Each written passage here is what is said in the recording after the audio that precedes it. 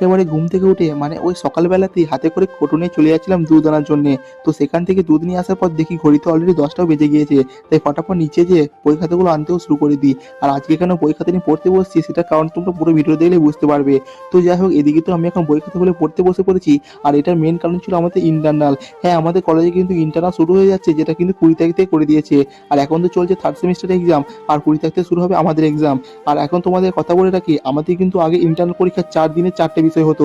কিন্তু এখন আমাদের একদিনই 4টে বিষয় করে দিয়েছে। তো আমরা যেহেতু আর পড়ার টাইম পাবো না, তার আগে ফটাফট এখন থেকে একটু পড়তে শুরু করে দিয়েছিলাম। যেহেতু আমার কিন্তু সেরকম কিছুই পড়া হয়নি, তো ভাবছিলাম একটু পড়াগুলো করে কমপ্লিট করে রাখি। আর এখন যেহেতু একদিনই 4টে পরীক্ষা দিতে হবে, তার মাথার ওপর কিন্তু বেশ কিছু চাপও আছে।